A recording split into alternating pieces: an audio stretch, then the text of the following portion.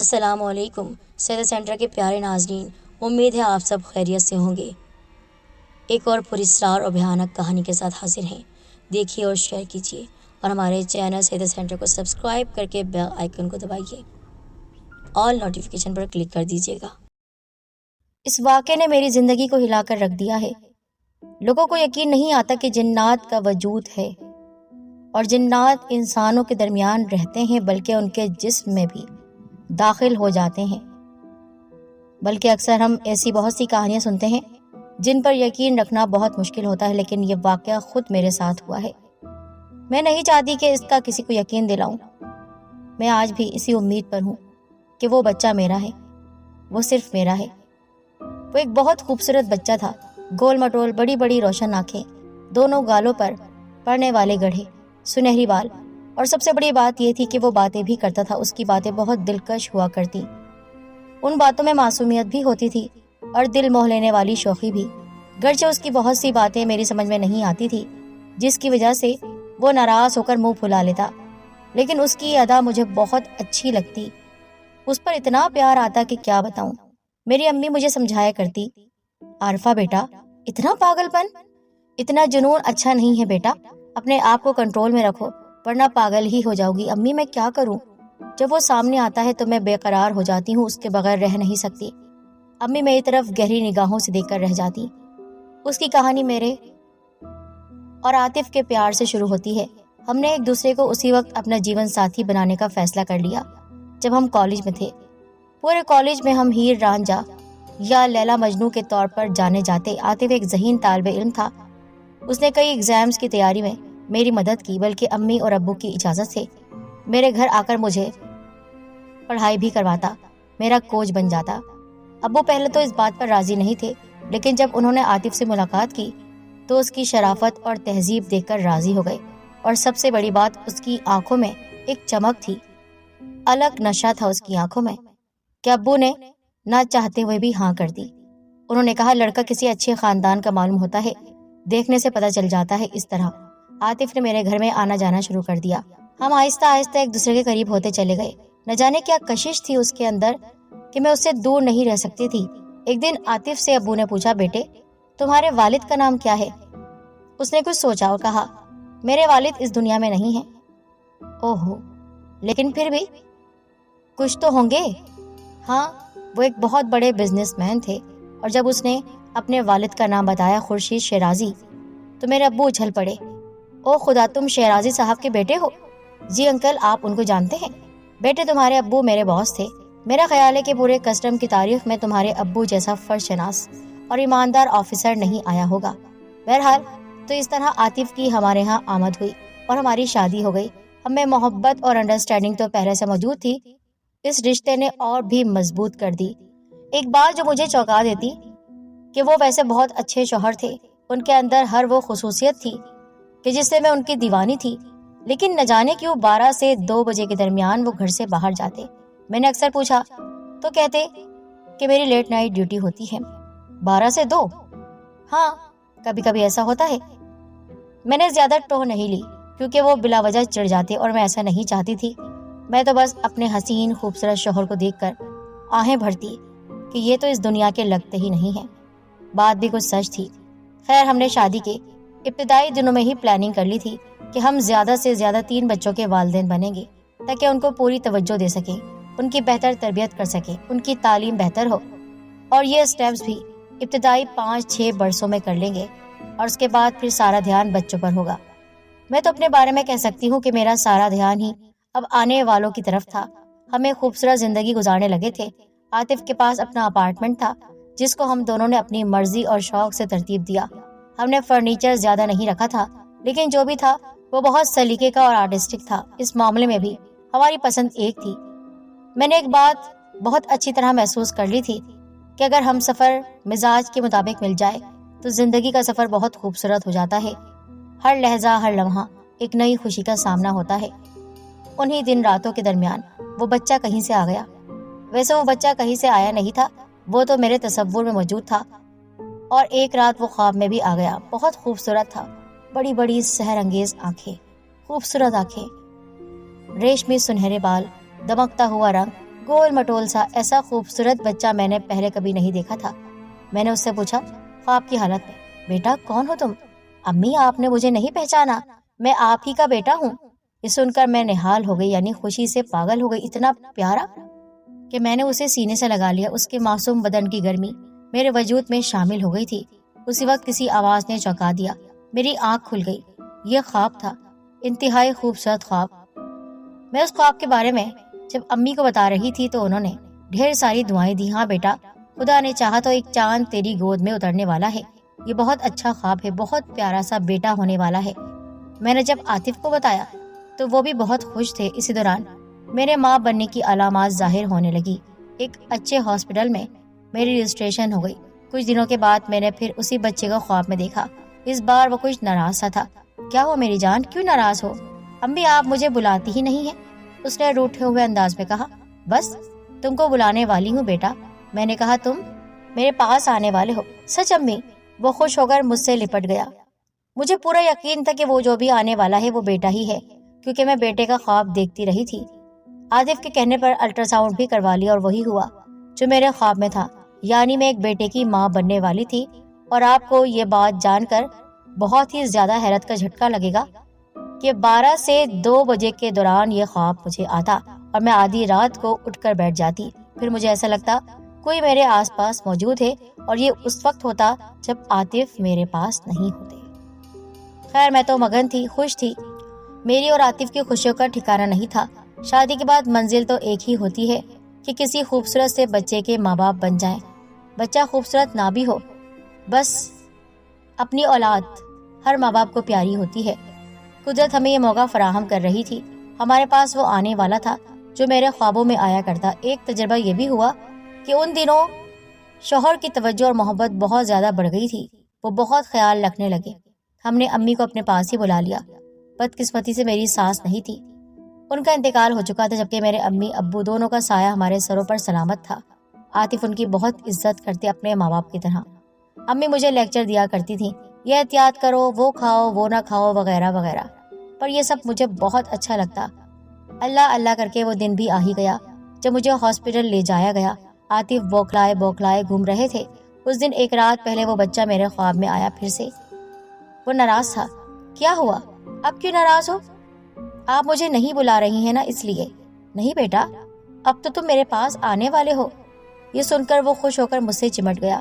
میں بھی بہت خوش تھی، بس ایک بات سمجھ میں نہیں آ رہی تھی کہ کیا اس قسم کے خواب صرف میں ہی دیکھ رہی ہوں یا ہر وہ عورت دیکھتی ہے جو ماں بننے کے مرحلے سے گزر رہی ہو۔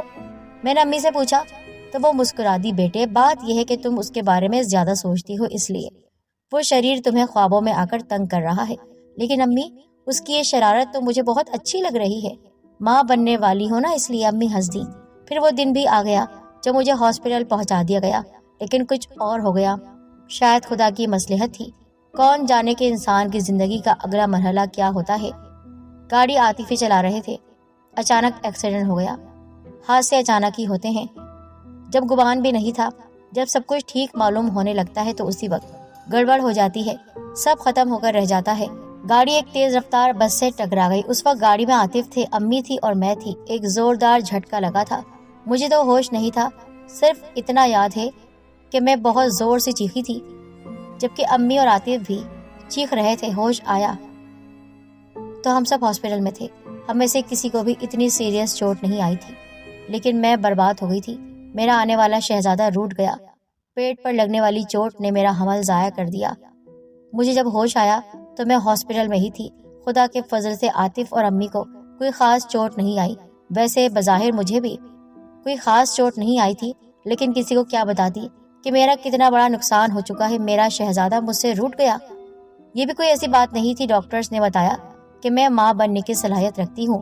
ایسا نہیں ہوا تھا کہ کوئی ایسے اندرونی چوٹ ہوتی جو مجھے بے ثمر کر دیتی، یعنی بانج کر دیتی۔ ایسا کچھ نہیں ہوا تھا، لیکن میں تو کہیں کی نہ رہی۔ بہت دنوں کے بعد اچانک مجھے محسوس ہوا کہ وہ جیتی جاگتی آنکھوں سے میرے سامنے ہے۔ وہ مجھ سے ناراض تھا، کہہ رہا تھا، امی میں آپ سے نہیں بولتا، آپ نے مجھے بلایا کیوں نہیں؟ میں تو کب سے انتظار کر رہا ہوں، جائیں، میں آپ سے کٹی ہو گیا ہوں۔ میری آنکھ کھلی تو وہ وہی وقت تھا، رات کے 2 بجے کا۔ میں نے آس پاس دیکھا، عاطف نہیں تھے۔ اب تو مجھے فکر ہوئی کہ عاطف روز رات میں کہاں جاتے ہیں، مجھے ان سے پوچھنا ہی تھا۔ اس رات فجر تک روتی رہی۔ میں اسے بتانا چاہتی تھی کہ میرا بیٹا پھر سے میرے خواب میں آیا ہے۔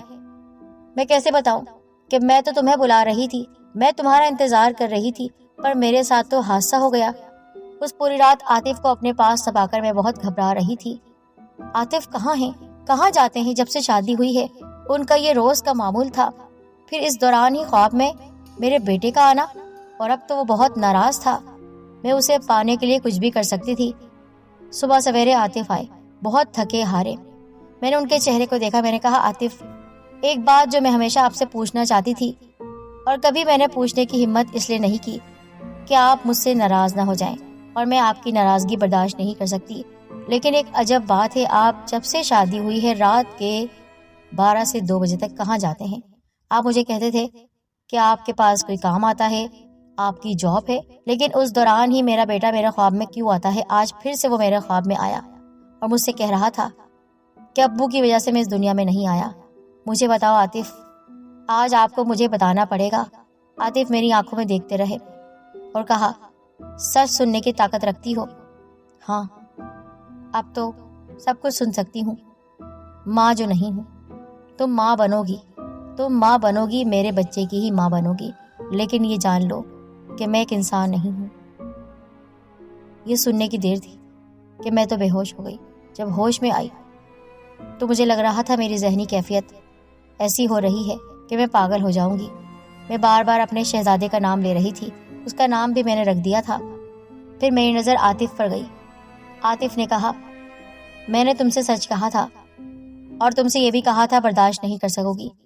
آپ مجھے بتائیے، آپ انسان نہیں ہیں تو کون ہیں؟ مجھے سچ بتائیے، میں تمہارا عاشق ہوں۔ یہ میرے سوال کا جواب نہیں ہے۔ محبت تو میں بھی آپ سے کرتی ہوں، پر میں انسان نہیں ہوں، میں ایک جن ذات ہوں۔ تم کالج میں آتی تھی اور وہاں پر تمہیں چھپ کر دیکھتا تھا۔ ویسے میں کسی کو نظر نہیں آتا، لیکن پھر بھی مجھے ایسا لگتا تم مجھے دیکھ لو گی۔ تمہارے اندر قدرت نے وہ صلاحیت رکھی ہے، تم مجھے دیکھ لیتی۔ بس اس دن کے بعد سے تمہارے آگے پیچھے انسان بن کر گھومنے لگا، سب کچھ کیا تمہارے لیے، سب کچھ۔ اب بھی تم سے بہت محبت کرتا ہوں، لیکن آپ نے جھوٹ کیوں بولا کہ آپ ایک انسان ہیں؟ میں تمہیں بتانا چاہتا تھا، لیکن مجھے ڈر تھا کہیں تم مجھے چھوڑ کر نہ چلی جاؤ، اور میرے خواب میں آنے والا وہ شہزادہ وہ میرا ہی بیٹا ہے، وہ بھی ایک جن ذات ہے۔ لیکن چونکہ تم انسان تھی اور انسانی طریقے سے تمہیں حاملہ بھی ہونا تھا، تبھی وہ ضائع ہو گیا، لیکن وہ ابھی گیا نہیں ہے، وہ ہے، وہ ہمارے پاس موجود ہے۔ یہ سب باتیں مجھے الجھا رہی تھی۔ وہ ہے، وہ چلا گیا، کیا ہو رہا یہ سب؟ میں چیخنے لگی۔ چلو میں تمہیں لے کر چلتا ہوں۔ وہ 12 بجے کا وقت تھا۔ انہوں نے میرا ہاتھ تھاما اور کالج کے ایک درخت کے پاس آ گئے۔ وہ بہت گھنا سایہ دار درخت تھا، اس کی چھاؤں میں اکثر میں بیٹھا کرتی۔ عاطف نے کہا تھا تمہیں، میں نے یہیں سے دیکھا تھا۔ پھر اس کے بعد انہوں نے آنکھیں بند کر لی اور منہ ہی منہ میں کچھ پڑھنے لگے۔ پھر میرے سامنے وہی خوبصورت سا بچہ آ گیا، وہی جو میرے خواب میں آتا تھا۔ وہ مجھ سے آ کر چمٹ گیا۔ اس نے کہا، ماں، آپ نے مجھے بلا لیا نا؟ بابا کئی دفعہ آپ کو یہ بتانا چاہتے تھے کہ میں ایک عام انسانی طریقے سے نہیں آؤں گا، میں اسی طریقے سے آپ سے مل سکتا تھا، لیکن یہ آپ سے کیسے کہتے؟ اب قدرت نے آپ کو خود بتا دیا ہے، تو میں آپ کا ہی بیٹا ہوں، آپ کی اور اپنے بابا کی اولاد۔ میں ان باتوں پہ یقین نہیں کرتی تھی، لیکن مجھے یقین کرنا پڑا۔ وہ ہو بہو ویسا ہی تھا، میرے خواب میں آنے والا میرا شہزادہ۔ دنیا والوں کی نظر میں بے شک آپ اس وقت ایک اولاد سے محروم ہوئی، لیکن میں تو انسانی طریقے سے آ ہی نہیں سکتا تھا۔ پھر میں آپ کے پاس اس صورت میں آیا۔ اس وقت جب آپ کا ایکسیڈنٹ ہوا، میں وہاں سے نکل کر اس درخت پر آ چکا تھا۔ بابا روز یہاں آ کر عمل کرتے، روز یہاں آ کر دادا جان کو مناتے۔ تو آپ کا یہاں پر روز آنے کا مقصد کیا ہے؟ یہ تو آپ کا گھر ہے نا، تو پھر کیوں؟ دراصل میرے بابا جان مجھ سے ناراض تھے۔ آپ کے بابا جان زندہ ہیں؟ ہاں، میرے والد زندہ ہیں۔ میں نے ایک انسان سے شادی کی، تبھی انہوں نے مجھے یہاں سے نکال دیا تھا۔ وہ سردار ہے جناتی قبیلے کے، اور انہوں نے اس بات کو برداشت نہیں کیا، تبھی یہاں کر روز عمل کرتا ہوں۔ 2 گھنٹے تک مسلسل کچھ نہ کچھ پڑھتا رہتا ہوں تاکہ میرے والد صاحب مجھ سے راضی ہو جائیں۔ پھر جب تمہارا ایکسیڈنٹ ہوا تو بظاہر دنیا کی نظر میں ہمارا بچہ ضائع ہو گیا تھا، لیکن وہ ایک جنات کا بچہ تھا، تبھی وہ یہاں آ گیا۔ میں تو بس اپنے بچے کو دیکھ کر خوش ہو رہی تھی، مجھے اس بات سے غرض نہیں تھی کہ وہ انسان ہے یا جنات۔ وہ میرے سامنے تھا، پھر وہ میرے قریب آیا، میں نے اس کے لمس کو محسوس کیا۔ اس کا لمس ٹھیک ویسا ہی تھا جو خواب میں مجھے ملتا، وہ ویسا ہی تھا۔ میں نے اسے گلے لگا لیا، پھر کہا تم میرے ساتھ گھر چلو گے؟ ہاں میں آپ کے ساتھ گھر چلوں گا، میں آپ کا ہی انتظار کر رہا تھا، تبھی تو میں کہتا آپ مجھے لینے نہیں آئیں، آپ مجھے بلا نہیں رہی، اب آپ آ گئی ہیں نا، میں آپ کے ساتھ گھر چلوں گا۔ آپ لوگوں کو اس بات کا یقین نہیں آئے گا، بلکہ کسی کو بھی یقین نہیں آئے گا۔ میں نے یہ بات امی کو بھی نہیں بتائی کہ میرا بیٹا ایک جن ہے، اور میرا شوہر بھی۔ اس کے والد نے اس سے ناراضگی دور کر دی ہے، اور میں اکثر اپنے سسرال یعنی جناتی قبیلے میں جاتی رہتی ہوں۔ اپنی اولاد سے اتنی جنونی محبت مجھے ہے، جس کو دیکھ کر میری ماں اکثر کہتی ہے اتنا پیار ٹھیک نہیں ہے، لیکن انہیں کیا پتا کہ میں عشق کرتی ہوں، ایک جنزات سے عشق۔